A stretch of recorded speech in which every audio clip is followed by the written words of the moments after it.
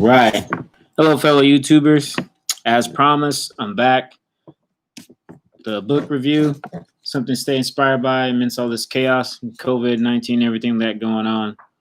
I don't buy our books out often because right now with the COVID and stuff like that, and just trying to preserve and save money. But I figured I'd share this book. So I got it not too long ago, and I'm a big fan of Studio Ghibli. Simply because they're just different. They stand out. Their art and their animation is definitely caters to younger generations and older. The storylines are very down to earth and relatable to to what we go through as humans. At the same time, staying very creative. I say like a mix in between of like I don't know Doraemon and maybe something more serious in Shonen Jump. That might be a bad description, but anyway, get to it. The book that I want to go over is Hayao Miyazaki's Porco Rosso. I had the chance to get this when I visited Japan, the original storyboards, but I forgot all about it. And so I figured I'd make sure I go through and get it while I have the chance. It's a good price. You can find it for about between 50 and 70 bucks right now, depending where you live, at least here in the U.S. anyway. Shout out to Nestor's Collectibles. That's where I got it from. Really great. Anyway, so going through the book, it has a case that it comes with. Nice little case right here.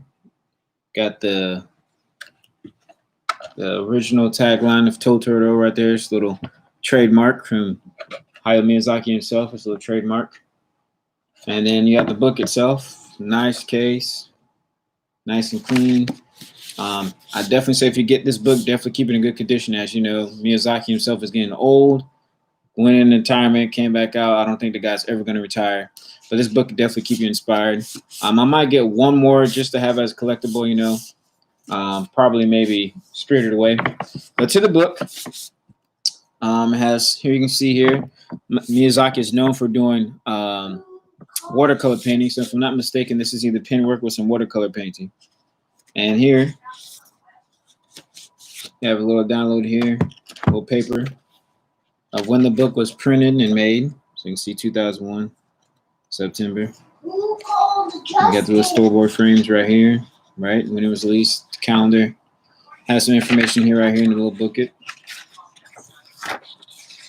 Talking about what it is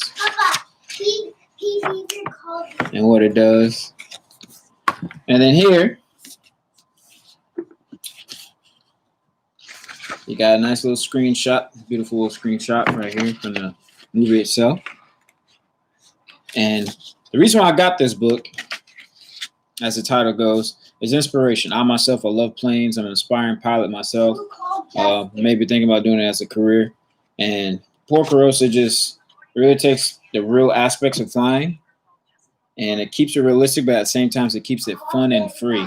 And to me, that's one thing I love about art, When it comes to art, I mean, anything you can think of, you can just get it down on paper and put it in motion. That's the best thing about art. Anything you can think of, put it down on paper and put it in motion.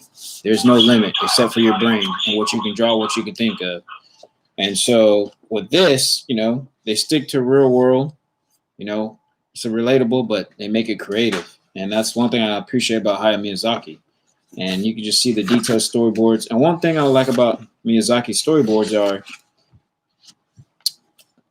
the drawings are like simple but detailed. I know that's kind of an oxymoron at the same time, but if you just look, you get the gist of it, right? And a lot of times you'll have directors that can draw, just as good as the animators. And though Hayao Miyazaki is known for his animation, he's also known for being a great director and storyteller, right? Because he storyboards out a lot of his movies, he storyboard out the whole entire thing. Even his son, if I'm not mistaken, is the animation producer. His son can storyboard out and draw really well, even though his profession is a producer, getting producers to work up on the film and getting the people you need to get the film made. And so, I mean, just look at that, has some of the original things from it, original shots. You have the opening here, right? Titles tells you what scenes and stuff like that. And I won't spend too much time going through because I don't want to ruin it for you guys. But he even did the opening credits. He even has a storyboard of the opening credits as well. As you can see right there. It's pretty cool. How do you So let's get some to the meaty stuff. Let's get to a nice shot. see?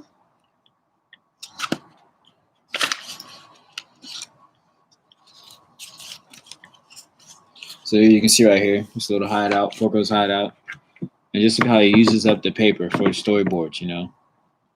And one thing about here in the US, maybe now they don't do it anymore, but I know back then in the US, their storyboards are usually run horizontal, whereas in Asia, the storyboards go vertically, right? They go from the top down to the bottom, and you go to the next page from right to left. And that way, when you have scenes put together, they just flow better because it goes just like actual film, just like a real film room goes when it comes in and out. You know, the next scene going up and down, you see it go like that as opposed to reading left to right. And it's just more fluid. That's one thing I like about Asia in the way they storyboard. It's just more fluid. But look at that scene and look how he uses up the paper. It's just really nice. And the specific reason why I like to buy art books, especially storyboard books, along with Sakuga books, is because you can see how important it is. Planning and developing things is really important before you start putting down the final thing. Even with besides animation, comic books and stuff like that, you always see like thumbnail sketches, and from those thumbnail sketches they develop, and then they finally get down to the final story. You know, they might go through a few more changes, and there's even some, if I'm not mistaken, might be a few scenes left through the storyboard book that weren't in the movie itself, right, for the sake of time and budget. I mean, just look at that though. Like I said, I don't want to give them all away. You can see the action, right? And then your mind allows you just to put the action in between, right? So bottom panel up over here, he's talking. He turns his head from attention from the girl that's designing, playing, and engineering, right? And he has the action right here, and the action and dialogue right there. So it tells you the timing and the dialogue in these two spaces right here.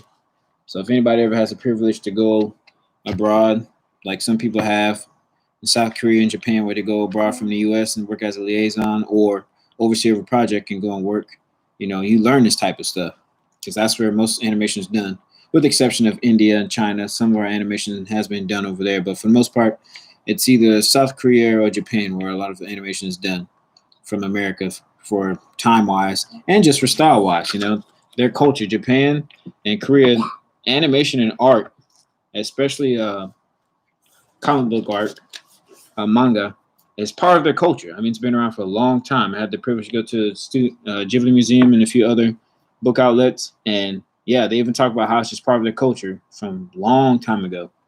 I mean, here's another scene right there. I mean, just look at that. Look at the detail. Simple drawing, but look at the view. Look at the angle, right from the story, and everything's just fluid. And then the best part about storyboarding, a good storyboard, your brain puts the scene together, right? And that's one thing I love about storyboards, and it's a good way to train you. So watching movies and watching real life, if you ever want to storyboard or animate, watching movies and watching real life and then taking it and making it expressive, you know, changing it, being creative with it. That's one good way to learn to get better with your art. It's taking things from real life and then just running with it, being creative, okay? Because every idea is based off something else. There's nothing that's completely original, right? And I'm not going to get into philosophy and stuff like that, but there's nothing that's completely original. We're all inspired by something. From, you know, the latest design in a car, everything's inspired by something. From flight, you know, that was inspired by the way birds fly. So I highly recommend going to getting this book. I may get either Spirit Away or some other storyboard book. This is, let's see, number 7 of I don't know how many. I think they're going to do it for everyone. I know they even have it for The Wind Rises. So there's no telling how many original storyboard books that they have. You know, it's another way for them to make money. But I highly recommend getting it. Original book, if you like flying, you like Porco Rosso, you know, one of the best films that he's known for. And of course, Spirit Away, that might be the next and the only one I get. So, yeah. Go out, go get the book. If you find this video helpful and inspirational, please hit the like and subscribe button. Give it a thumbs up. I highly appreciate it. And be looking out for another book review. And if you like action, just got a heads up. Let's tell you, Taka Nakamura, one of the best, if not the best, when it comes to action. So we're going to do another book review that has to do with that. With Taka Nakamura. So stay tuned for that sometime next week. And yeah, Papa. Peace, guys. Stay animated. Papa, so this is who called you, see? See, Papa?